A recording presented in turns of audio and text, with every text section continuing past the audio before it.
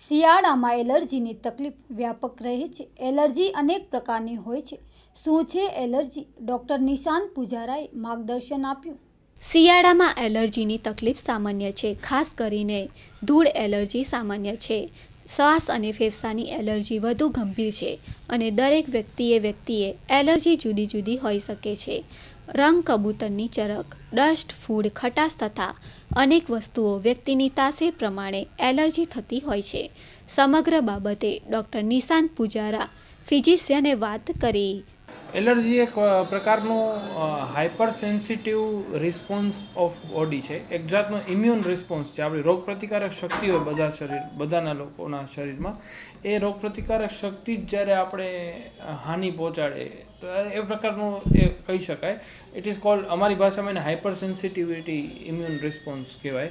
જેમાં એના અલગ અલગ પ્રકારો હોય છે. અમુક અંતઃસ્રાવો જેમ કે હિસ્ટામિન કે એ બધામાં રિલીઝ થતા હોય છે, જેના કારણે આ બધા એના લક્ષણો જણાતા હોય છે. જેમ કે નાકમાં એની અસર થાય, નાકના પડદામાં, તો એને એલર્જીક રાઇનાઇટિસ કહેવાય.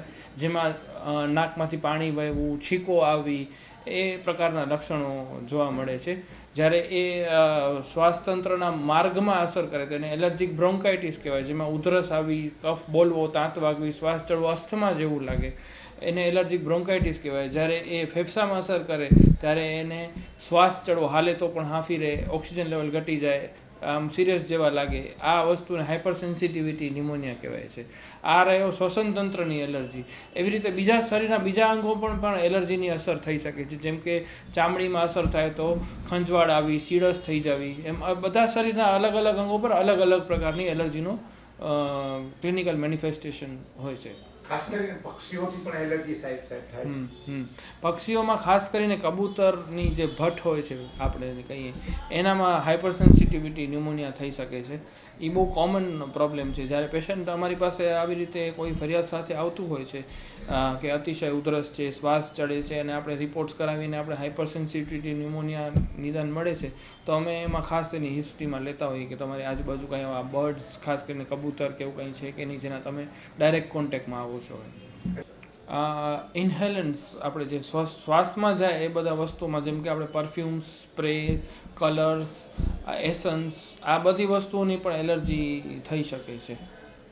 ખાવા પીવાની અમુક વસ્તુઓથી પણ એલર્જી થાય. યસ, ફૂડ એલર્જી કહેવાય. જેમ કે ફૂડ કલર્સ હોય છે, અમુકને ખટાશથી પ્રોબ્લેમ થતો હોય છે. એટલે બધા અલગ અલગ પ્રકારના આ બધા એલર્જન્સ કહેવાય. આપણે એનું નિદાન પણ લઈ શકીએ છીએ કે કયા વસ્તુથી આ વધારે એલર્જી કરે છે. અચ્છા, લોકોએ કઈ એલર્જીને વધારે ગંભીરતાથી લેવી જોઈએ? સામાન્યત રીતે જે ફેફસામાં અસર કરતી હોય એલર્જીઓ, જેમ કે શ્વાસ ચડવો કે એ બધી એલર્જી થોડી ગંભીર એલર્જી કહેવાય. જ્યારે નાકમાં કે ઇન્વોલ્વમેન્ટ થતું હોય છે એ એટલી સિરિયસ પ્રોબ્લેમ નથી હોતી. જો કે પેશન્ટ એમાં બહુ હેરાન હોય છે, પણ એ લાઈફ થ્રેટનિંગ નથી હોતી. અચ્છા સાહેબ, એના ઉપાય શું અને પહેલા કઈ રીતે ટેસ્ટ કરવામાં આવે? એલર્જી માટે આપણે નોર્મલી અમુક બ્લડ ટેસ્ટ કરી શકીએ છીએ. આપણે ભુજમાં સ્પેસિફિક એલર્જી ટેસ્ટની ફેસિલિટી નથી. આપણે નોર્મલી બ્લડ સેમ્પલ અમદાવાદ મોકલીને મેનેજ કરતા હોઈએ છીએ. એમાં આપણે આખો ડિટેલ રિપોર્ટ આપવામાં આવે છે કે આટલા વસ્તુઓની તમને એલર્જી, આખો લિસ્ટ બનાવી દેવામાં આવે છે. એમાં ફૂડ વસ્તુ આવે, ઇન્હેલન્સ આવે, ઇવન બધી જ વસ્તુઓનું આપણે એક લિસ્ટ બનાવવામાં આવે. ઇવન ડ્રગ એલર્જી પણ હોઈ શકે કે આટલી દવાઓ દર્દીને સૂટ નથી કરતી, તો એ દવાઓ પણ આપણે અવોઇડ કરવાનું હોય છે. એનું પણ એક લિસ્ટ બની શકે છે. ઘણી દવાઓનું રિએક્શન આવવું, એ બધા એક તાસીર ઉપર આધાર રાખે છે પેશન્ટની. એલર્જી સંપૂર્ણપણે ક્યોર થવી બહુ મુશ્કેલ છે. એનું દમન કરી શકાય છે, એને ટેમ્પરરી એનું રિલીફ કરી શકાય છે, પણ એનું સંપૂર્ણપણે ક્યોર કરવી બહુ મુશ્કેલ છે. એનામાં આપણે એના જે એન્ટી એલર્જીની જે દવાઓ આવે છે, ઇવન જેમ કે રાઇનાઇટિસ હોય તેના માટે નેઝલ સ્પ્રે આવે, બ્રોન્કાઇટિસ માટે ઇન્હેલર્સ આવે, નેબ્યુલાઇઝેશન સોલ્યુશન્સ આવે છે, એ બધા આપણે દવાઓ આપી શકીએ. ઇવન સ્ટીરોઇડને અમુક દવાઓ અમુક કેસીસમાં જરૂરત પડતી હોય છે. બધામાં સ્ટીરોઇડની જરૂરત નથી હોતી. અને એન્ટી એલર્જીની બધી પણ, એમાં પણ અલગ અલગ પ્રકારના એન્ટી એલર્જી દવાઓ અવેલેબલ છે. જેનાથી પેશન્ટને સારી એવી રાહત આપી શકાય છે. અમુક સિઝનલ એલર્જીઓ છે જેમ કે યુઝ્યુઅલી શિયાળામાં મોસ્ટલી રેસ્પિરેટરી ટ્રેક એટલે કે શ્વસન તંત્રનું લગતા એલર્જીના સિમ્ટમ્સવાળા પેશન્ટો મેક્સિમમ જોવા મળે છે. Even allergic rhinitis, bronchitis, asthma, આ બધા ઇવેન્ટ્સ શિયાળામાં વધારે જોવા મળે. જે લોકોના ફેફસા નબળા હોય અને શ્વાસ ચડવો, આ બધા ઇવેન્ટ્સ ખાસ કરીને શિયાળામાં જોવા મળે છે. ઉનાળામાં કે ચોમાસામાં તમને સ્કિન એલર્જીના પેશન્ટ્સ વધારે જોવા મળે છે. અચ્છા, ખાસ કરીને હવે આ સ્કિન એલર્જી તો તમે ટેમ્પરરી હોય છે અને મટી પણ જાય છે, પણ આ શ્વસન તંત્રના એ લાંબા ચાલે છે અને ઇવન રિકરન્ટ પણ હોય છે. ઘણી વખત એવું બને કે એક વખત સારું થઈ જાય પછી 5-6 મહિને કે વર્ષે 2 વર્ષે પેશન્ટને પાછી પ્રોબ્લેમ થતી હોય ને પાછી એની સારવાર લેવી પડતી હોય. તમે શું સલાહ આપશો દર્દીઓને? એલર્જી અંગે હું એટલી સલાહ આપીશ કે જાગૃત રહેવું અને આપણે અડધા ડૉક્ટર પોતે થવું પડે. આપણે પોતે સ્ટડી કરવું જોઈએ કે આપણે કઈ વસ્તુના કોન્ટેક્ટમાં આવવાથી આ વસ્તુની આપણે તકલીફ થાય છે. જેમ કે શ્વાસનો અટેક ઉપડે, એલર્જીક બ્રોન્કાઇટિસ થયું પેશન્ટને, તો એને છેલ્લે સ્ટડી કરવું જોઈએ કે છેલ્લા 72 કલાકમાં એણે એવું તે શું કર્યું, એવું ખાધું પીધું, કોઈ એવા વસ્તુના કોન્ટેક્ટમાં આવ્યા કે જેનાથી એને આ વસ્તુ થઈ.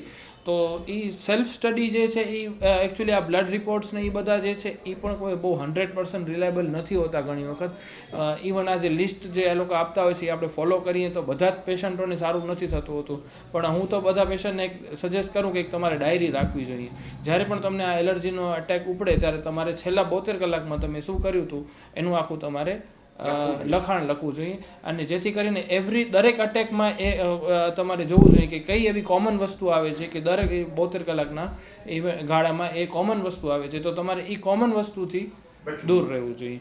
આપણા કચ્છમાં મેક્સિમમ ડસ્ટ એલર્જીનું પ્રમાણ વધારે છે, કારણ કે આપણે અહીંયા રણ એરિયા છે થોડો, એટલે ડસ્ટનું પ્રમાણ ઘણું છે. બીજું આ ઇન્ડસ્ટ્રીયલ આપણે જે હોય છે ઇન્ડસ્ટ્રીયલ ગેસીસ, એ બધા પણ એલર્જીનું પ્રદૂષણ, એટમોસ્ફેરિક પોલ્યુશન, આ બધું એલર્જીનું પ્રમાણ વધારે છે. એટલે આપણે બને એટલું પોલ્યુશન, એર પોલ્યુશન આપણે અવોઇડ કરી શકીએ, ઓવરઓલ પોલ્યુશન અવોઇડ કરી શકીએ તો આપણે એલર્જીના લગતા ડિસીઝીસથી પણ આપણે એમાં ફાયદો લાવી શકીએ. એ રીતે દરેકે પોતાને કઈ વસ્તુથી એલર્જી થઈ છે તે તપાસ રાખવી જોઈએ અને તેનાથી બચવા માટે સ્વયં કાળજી રાખવી જોઈએ. Cameraman Girish Garva, story by Naveen Mehta.